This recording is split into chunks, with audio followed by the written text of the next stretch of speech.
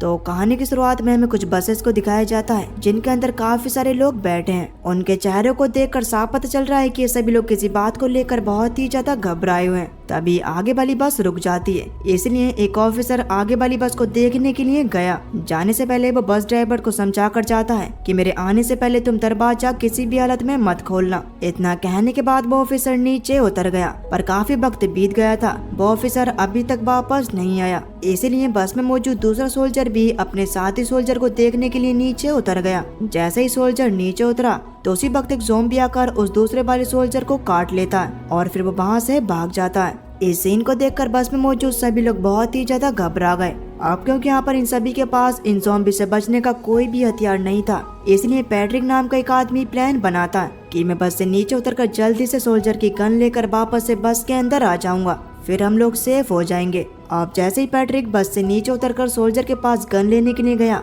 उसी वक्त soldier Patrick पर अटैक करने की कोशिश करता है, क्योंकि ज़ॉम्बीज़ के काटने की वजह से अब वो भी ज़ॉम्बी में बदल गया था। लेकिन पैट्रिक उस ज़ॉम्बी से बचकर बस के नीचे छुप गया। तब तक वहाँ पर और भी बहुत सारे ज़ॉम्बीज़ आ गए थे। वो बस में घुसकर सभी लोगों को इन्फेक्टेड करने लगे, पर कुछ लोग इमरजेंसी डोर की मदद से बस से बाहर निकल जाते हैं। तभी हम एमा नाम की एक औरत को उसके बच्चे के साथ देखते हैं, जो कि पैट्रिक की वाइफ है। वो ज़ॉम्बी से बचते हुए एक गाड़ी में छुप गई, लेकिन वहाँ पर भी एक ज़ॉम्बी आकर एमा पर हमला कर देता है। अब तभी उसी वक्त वहाँ पर पैट्रिक और उसका दोस्त जैक आकर उस ज़ॉम्बी को शूट कर देते हैं। अब तभी एमा देखती है कि उसे भी किसी ज़ॉम्बी ने काट लिया है, जिस वजह से वो भी इन्फेक्टेड है। अब इसी के साथ ये सीन कट होता है और हमें कुछ साल आगे का सीन दिखाया जाता है, जहाँ पर हम एक शहर को देखते हैं जो कि पूरी तरीके से बर्फ से ढका हुआ है। उसी वक्त हम एक आदमी को देखते हैं जो कि एक घोड़े का शिकार करता है और फिर वो उस घोड़े को अपने साथ अपने घर ले गया। दरअसल इस वक्त तक इस दुनिया के लगभग सभी लोग मारे गए और जितने भी लोग जिंदा बचे हैं वो शिकार कर कर किसी तरीके से जिंदा रह रहा है। इसके बाद हम जैक को देखते हैं, जिसके साथ एक छोटी सी बच्ची लू रहती है। दरअसल लू पैट्रिक की बेटी है, जब काफी बड़ी हो गई थी, और जिस आदमी को हमने शिकार करते हुए देखा था वो और कोई नहीं बल्कि पैट्रिक था। और पैट्रिक और जैक दोनों पड़ोसी हैं, पर वो दोनों कभी भी एक दूसरे के साथ बात नहीं करते। यहाँ पर पैट्रिक अपने घर आकर रेडियो के सामने बैठ जाता है और बाहर के लोगों के साथ कांटेक्ट करने की कोशिश करने लगता है, लेकिन रोज की तरह आज भी उसकी बातों का कोई भी जवाब नहीं देता। दूसरी तरफ लू को भी अभी तक यही लग रहा था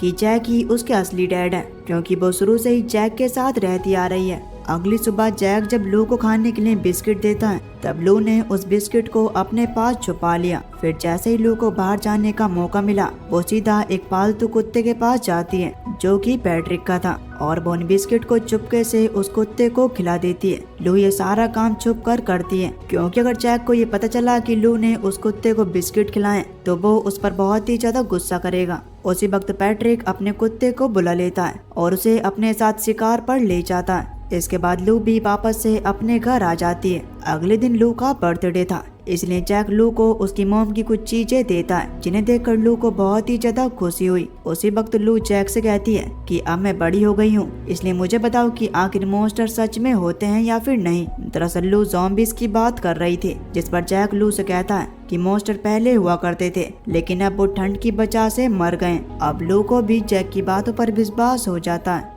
दूसरी तरफ पैट्रिक भी अपने घर पर लू के लिए एक केक बनाता है, लेकिन वो उसे लू के पास लेकर नहीं जाता और अकेले ही वो अपने घर में ही लू का बर्थडे सेलिब्रेट करता है। इसके बाद पैट्रिक दोबारा से रेडियो पर बैठकर दूसरे लोगों से कांटेक्ट करने की कोशिश करने लगा, पर इस बार भी उसकी बातों का कोई भी जवाब नहीं देता। उसी रात लू अपने बेड पर सो रही थी, तभी उसे एक बहुत ही डरावना सपना आता है और उसकी आंख खुल जाती है।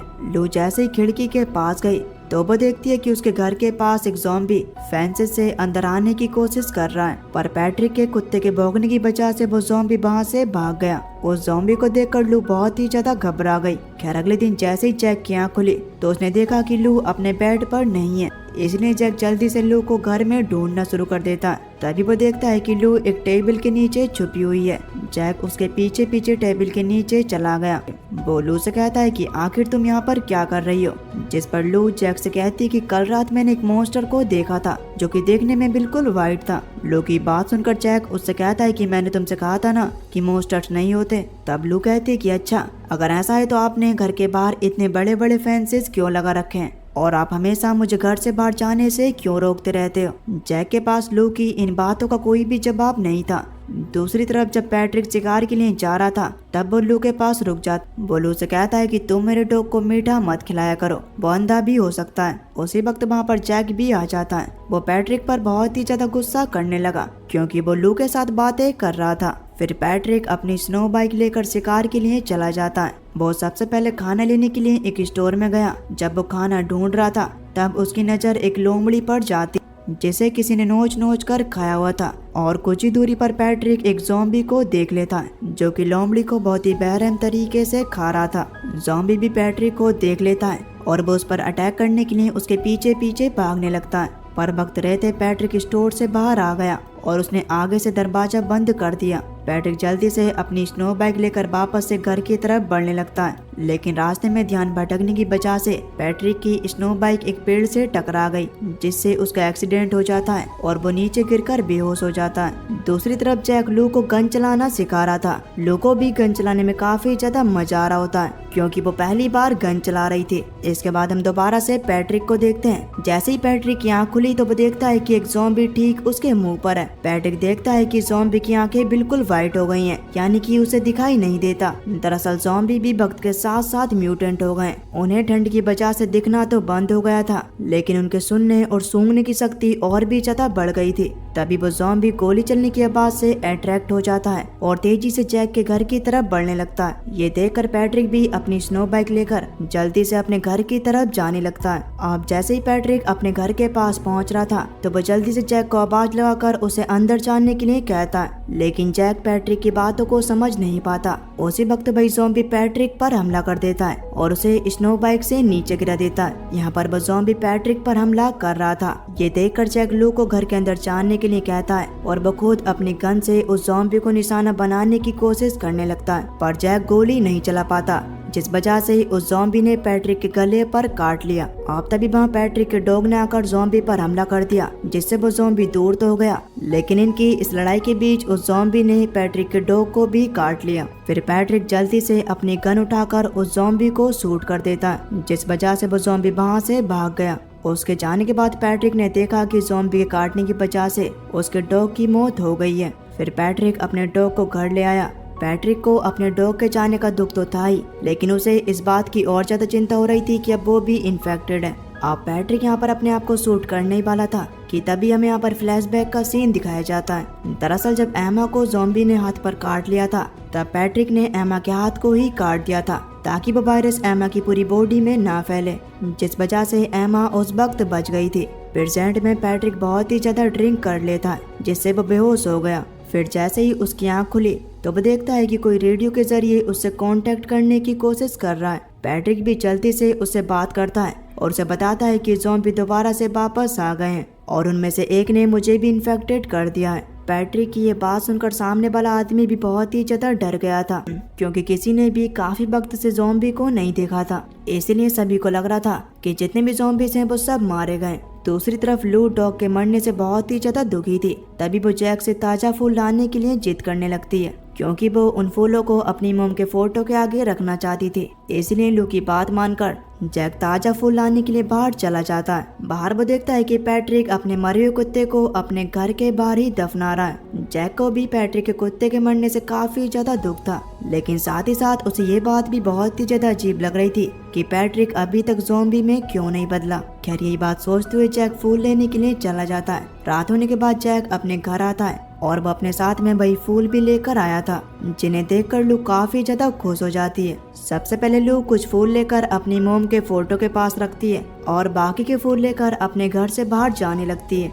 यहाँ घर के अंदर जैक को लू कहीं पर भी नहीं मिलती। तभी वो देखता है कि लू घर से कहीं जा रही है। ये देखकर जैक बहुत ही ज्यादा घबरा गया। उधर लू पैट्रिक के डॉग की कब्र के ऊपर फूल डाल रही थी कि तभी उसके पीछे वही ज़ॉम्बी आ गया और वो अपने नुकीले नाखूनों से लू के ऊपर हमला कर देता। उसी वक्त वहाँ पर जैक भी आ गया। जैक लू को बचाने के लिए वहाँ पर उस ज़ॉम्बी के साथ भिड़ जाता है और वो उसे मारना शुरू कर देता है, लेकिन उस ज़ॉम्बी ने भी जैक को घायल कर दिया था। उसी वक्त वहाँ पर पैट्रिक भी आ गया और वो अपनी गन से ज़ॉम्बी को शूट कर देता है। फिर जब जैक की आँख खुली तो वो अपने आप को पैट्रिक के घर पर देखता है, लेकिन वहाँ पर लू नहीं थी। इसलिए वो लू को ढूंढने लगा। जैसे ही वो घर के बाहर गया, जैक देखता है कि पैट्रिक ने उस ज़ॉम्बी को बांध रखा है। अब तभी वहाँ पर पैट्रिक आ जाता है। पैट्रिक जैक को भी बताता है कि ये वाले ज़ॉम्बीज म्यूटेंट हो गए हैं। म्यूटेंट होने की वजह से इनकी चमड़ी काफी ज्यादा मोटी हो गई है, इसलिए इन्हें ज्यादा ठंड नहीं लगती। साथ ही ठंड की वजह से इन्हें दिखना भी बंद हो गया है, पर इनके सूंघने और सुनने की शक्ति और भी ज्यादा बढ़ गई है। पैट्रिक जैक को ये सब बता ही रहा था कि तभी वहाँ पर लू भी आ गई, जो कि बिल्कुल ठीक थी। बस उसके चेहरे पर खरोंच के निशान थे। जैक लू को देखकर काफी ज्यादा खुश हो गया और फिर वो लू को वापस से घर ले आता है। उधर जब पैट्रिक अपने घर पर बैठा हुआ था, तभी उसके पास लू की कॉल आती है। लू पैट्रिक को आज रात अपने घर पर डिनर के लिए इनवाइट करती है। पैट्रिक भी ये सुनकर काफी ज्यादा खुश हो गया और वो भी डिनर के लिए मान जाता है। फिर रात को पैट्रिक लू के घर जाने के लिए सबसे पहले तो अच्छी तरीके से नहाता है और साथ ही आज उसने काफी दिनों के बाद सेव भी कर ली थी। फिर पैट्रिक लू के घर के अंदर जाता है। जैक भी पैट्रिक को बिना बालों के काफी वक्त के बाद देख रहा था। अब जैसे ही वहाँ पर लू आई तो वो पैट्रिक को ऐसे देखकर बिल्कुल पहचान ही नहीं पाती, पर तभी जैक उसे बताता है कि ये पैट्रिक ही है। इसके बाद सभी डिनर करने लगते हैं। पैट्रिक यहाँ पर लू के लिए गिफ्ट लेकर आया था, जो कि यहाँ पर लू को काफी ज्यादा पसंद आता है। डिनर के बाद पैट्रिक लू को कहानी सुनाता है, जिसे सुनकर लू वहीं पर सो जाती है। फिर जब पैट्रिक अपने घर जा रहा था तो वो जैक से कहता है कि हम तीनों को यहाँ से निकलकर मदद ढूंढनी चाहिए, क्योंकि मुझे यकीन है कि बाहर और भी लोग जिंदा हैं और मेरा ये भी मानना है कि यहाँ पर बहुत ही जल्द ज़ॉम्बी भी आ जाएंगे, इसलिए हमें सबसे पहले यहाँ से निकल जाना चाहिए। पर जैक पैट्रिक की ये बात सुनकर यहाँ से जाने से साफ इनकार कर देता है, क्योंकि उसे लग रहा था कि वो सभी लोग यहाँ पर बिल्कुल सेफ हैं। फिर गुस्से में जैक पैट्रिक को अपने घर से निकाल देता है और उससे कहता है कि मैंने तुम्हें डिनर पर बुलाकर गलती कर दी। इसके बाद हमें फ्लैशबैक का सीन दिखाया जाता है, जहाँ पर हम देखते हैं कि एक दिन एमा और पैट्रिक दोनों को सामान लेने के लिए एक स्टोर में गए थे, जहाँ पर किसी बात को लेकर एमा और पैट्रिक के बीच बहस हो गई। पैट्रिक को लग रहा था कि एमा जैक को पसंद करने लगी है। तभी पैट्रिक नशे की हालत में एमा को स्टोर के बाहर अकेला छोड़कर वहाँ से चला गया और उसी वक्त एक ज़ॉम्बी आकर एमा को मार देता है। फिर जब ये बात जैक को पता चली तो वह पैट्रिक के घर आकर उस पर बहुत ही ज्यादा गुस्सा करता है और इसी वक्त वो लू को भी अपने साथ ले जाता है, क्योंकि उसे पता था कि पैट्रिक लू का अच्छे से ख्याल नहीं रखेगा। खैर प्रेजेंट टाइम में लू अचानक से एक डरावना सपना आने की वजह से उठ जाती है। वो जैक से कहती है कि सपने में आप मर गए थे, इसलिए मुझे बहुत ही ज्यादा डर लग रहा है, क्योंकि मैं आपको खोना नहीं चाहती हूँ। लू की ये बातें सुनकर जैक को भी कहीं न कहीं ये लगता है कि उन्हें यहाँ से निकलकर कोई सेफ जगह ढूंढनी चाहिए। इसीलिए अगले दिन वो दोनों पैट्रिक के पास निकल जाते हैं। इसके बाद वो तीनों गाड़ी लेकर वहाँ से निकल गए। सबसे पहले वो एक स्टोर के अंदर कुछ जरूरी सामान लेने के लिए जाते हैं। जैसे ही वो बाहर आए तो उनकी नजर दूर खड़ी एक औरत पर गई, जो उनकी तरफ देख रही थी। पैट्रिक जल्दी से उस औरत के पास जाता है और उससे बात करने की कोशिश करता है, लेकिन अचानक ही वो औरत बहुत ही ज्यादा घबरा कर वहीं पर बेहोश हो गई। ये देखकर पैट्रिक और जैक उसे अपने घर ले जाते हैं। पैट्रिक समझ गया था कि इस औरत को किसी बात का सदमा लगा हुआ है, जिस वजह से ही वो इतनी ज्यादा पैनिक कर रही है। खैर अब कुछ वक्त बाद जब वो नॉर्मल हुई तो वो पैट्रिक और जैक को बताती है कि मैं और मेरा परिवार तुम्हारे रेडियो मैसेज को सुनकर ही इस जगह पर आ रहे थे, पर बीच रास्ते में कुछ ज़ॉम्बीज़ ने हम पर हमला कर दिया, जिसमें सिर्फ मैं ही बच पाई। इस वक्त हमें पता चलता है कि इस औरत का नाम एन है और एन प्रेग्नेंट है। तभी एन को ज़ॉम्बीज़ की आवाज सुनाई देती है, जिसे सुनकर वो बहुत ही ज्यादा डर गई। तब पैट्रिक एन को बताता है कि हमने एक ज़ॉम्बी को बांध रखा है, इसलिए वो तुम्हें कोई भी हार्म नहीं पहुंचाएगा। पैट्रिक की ये बातें सुनकर एन और भी ज्यादा डर गई। वो जल्दी से एक गन लेकर उस ज़ॉम्बी के पास जाती है और इसके बाद वो उसे शूट कर उसे वहीं पर मार देती है। फिर वो पैट्रिक और जैक को बताती है कि मुझे लगता है कि तुम्हें पता नहीं है कि ज़ॉम्बीज़ ऐसी आवाजें अपने साथी वाले ज़ॉम्बीज़ को बुलाने के लिए निकालते हैं, इसलिए अब यहाँ पर और भी बहुत सारे ज़ॉम्बीज़ आने वाले हैं। एन उन्हें ये बातें बता ही रही थी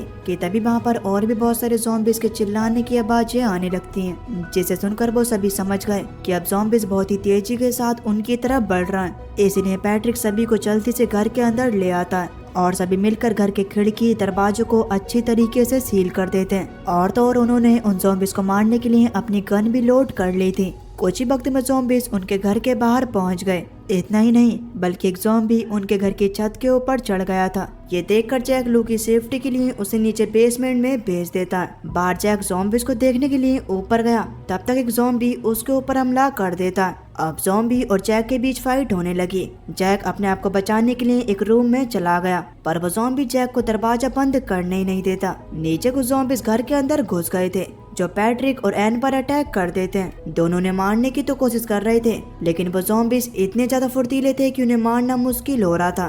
दूसरी तरफ बेसमेंट में भी एक ज़ॉम्बी घुस गया था। लू उससे किसी तरीके से बचने की कोशिश कर रही थी। तभी एन को एक आइडिया आता है। वो स्पीकर पर गाने चला देती है, जिसकी आवाज से ज़ॉम्बीज काफी ज्यादा कंफ्यूज हो गए। इस बात का फायदा उठाकर जैक ऊपर वाले सभी ज़ॉम्बीज को मौत की नींद सुला देता। नीचे पैट्रिक और एन भी एक एक कर अंदर घुस रहे ज़ॉम्बीज को मारने लगे। अब तभी पैट्रिक को लू की याद आती है। जैसे ही पैट्रिक ने बेसमेंट का दरवाजा खोला, उसी वक्त एक ज़ॉम्बी बाहर आ गया। पैट्रिक जल्दी से उसे भी मार देता है। उसी वक्त लू भी बेसमेंट से रोते हुए बाहर निकलती है, क्योंकि वो बेसमेंट में मरते मरते बची थी। फिर पैट्रिक लू को रेडियो रूम में छोड़ आया। तभी रेडियो से एक औरत उनके साथ कांटेक्ट करने की कोशिश करने लगी।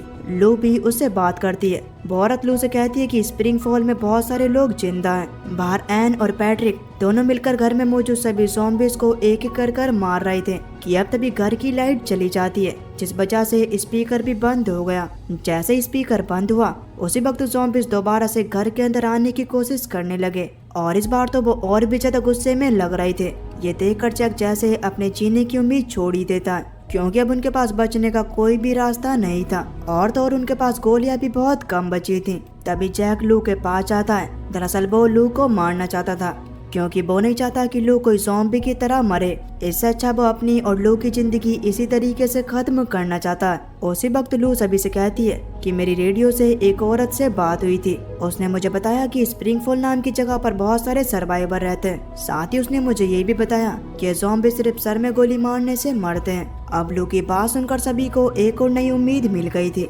लेकिन अब सबसे बड़ा सवाल तो यही है कि ये लोग यहाँ से निकलेंगे कैसे, क्योंकि पूरे घर को ज़ॉम्बीज ने घेरा हुआ है। इसलिए पैट्रिक जैक से कहता है कि मैं बाहर जाकर ज़ॉम्बीज को अपनी तरफ अट्रैक्ट करूंगा, और इसी बात का फायदा उठाकर तुम मेरी गाड़ी लेकर यहाँ से निकल जाना। इतना कहने के बाद पैट्रिक गन उठाकर ज़ॉम्बीज को अपनी तरफ अट्रैक्ट करता हुआ बाहर चला जाता है। वो एक एक कर सभी ज़ॉम्बीज को शूट करने लगता है, जिस वजह से सभी ज़ॉम्बीज उसे चारों तरफ से घेर लेते हैं। उसी वक्त जैक ने मौका देकर लू और एन को गाड़ी में बैठा लिया।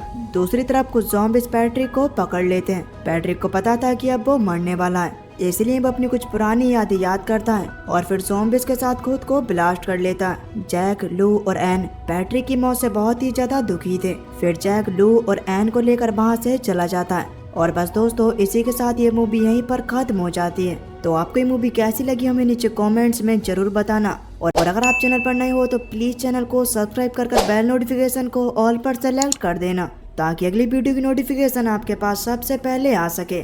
तो चलिए मैं मिलता हूँ आपको एक न्यू इंटरेस्टिंग वीडियो में। तब तक के लिए खुश रहिए और अपना ख्याल रखिए।